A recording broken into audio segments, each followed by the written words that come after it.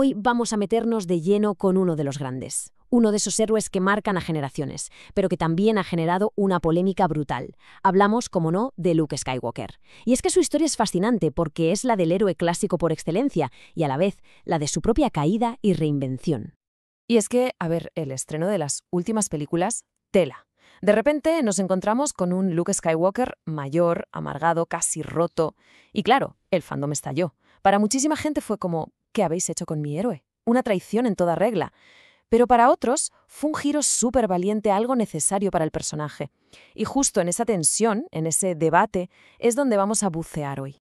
La pregunta que nos hacemos todos es, ¿cómo es posible? ¿Cómo el mayor héroe de la galaxia, el que lo dio todo, acaba tirando la toalla? Pues para entender al maestro Jedi ermitaño que vemos en Ahch-To, tenemos que hacer un viaje al pasado. Hay que ir a sus raíces, al ADN cinematográfico que lo forjó como la leyenda que fue. Venga, vamos al lío. Porque lo más curioso es que para entender los orígenes de Star Wars y del propio Luke, no tenemos que irnos a una galaxia muy, muy lejana, sino al Japón de los samuráis, concretamente al cine de un genio, Akira Kurosawa.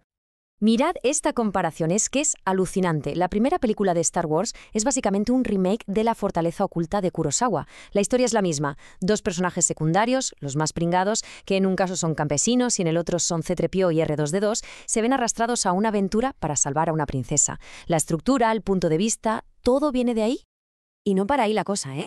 Y Han Solo, ese contrabandista cara dura, ese mercenario que solo mira por sí mismo pero que al final tiene buen corazón, pues ese arquetipo sale directamente del samurái sin amo, del Ronin que interpreta el increíble Toshiro Mifune en Yojimbo. Es el mismo personaje, calcado. Pero es que la conexión va todavía más allá, y esto es genial. La propia palabra Jedi, ¿de dónde viene? Pues todo apunta a que viene de Hidaigeki, que es como se llaman en Japón estas películas de época, estas historias de samuráis. O sea, está en el nombre mismo. ¡Brutal! Vale, con esta base tan potente, con este molde de samurái, George Lucas construye a su héroe. Y el joven Luke Skywalker sigue paso a paso el manual del viaje del héroe clásico. Es una historia que hemos visto 1000 veces en todas las culturas, y por eso funciona tan bien. Es que su viaje es de manual, un auténtico mito moderno. Pensemos en ello. De ser un simple granjero en un desierto perdido, a convertirse en el piloto que revienta la estrella de la muerte. Luego en el caballero Jedi, que no solo se enfrenta a su padre Darth Vader, sino que lo redime y ayuda a tumbar un imperio entero. Se convirtió literalmente en la esperanza de toda la galaxia. Pero claro, ser una leyenda tiene un precio. Y ese ideal de héroe perfecto llevaba una carga muy pesada. La sombra de su familia, el legado de los Skywalker y también la posibilidad de un fracaso estrepitoso. Y ese fracaso llegó años más tarde. Luke ya era un maestro Jedi, intentando reconstruir la orden. Y entonces se topó con su prueba más dura, su propio sobrino, su aprendiz, Ben Solo. Luke sintió una oscuridad tremenda en él, una oscuridad que además estaba siendo manipulada, alimentada por alguien llamado Snoke. Y aquí está la clave de todo, lo que lo hace tan trágico. Luke no era ajeno a esa tentación. Como él mismo reflexiona, él también se había asomado a ese abismo. Se acordaba perfectamente de su lucha contra Vader, de cómo la ira casi se lo lleva por delante. Sabía lo fácil que era caer.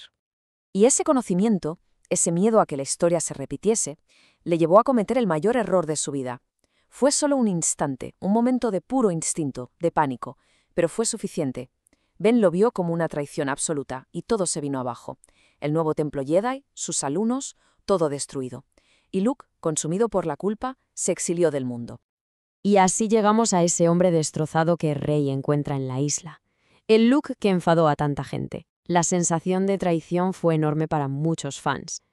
Pero, ¿y si lo estamos viendo de la forma equivocada? ¿Y si no es una traición?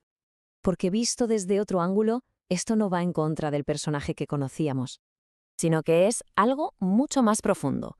Es coger el arquetipo del héroe perfecto, del héroe sin fisuras que él mismo era, y romperlo. Es preguntarse, ¿qué pasa cuando una leyenda como él fracasa de la forma más dolorosa posible?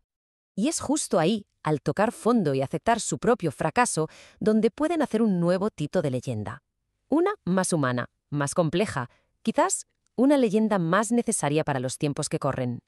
Y su final es la prueba definitiva de esto. Su último gran acto heroico no es ganar un combate a espadazos, no, es el gesto Jedi más puro que se puede imaginar. Se enfrenta a Kylo Ren sin tocarle, sin violencia, salvando a la resistencia y convirtiéndose en un sacrificio que inspira a toda la galaxia.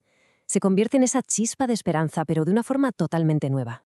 Entonces, si juntamos todas las piezas, ¿quién es Luke Skywalker en realidad?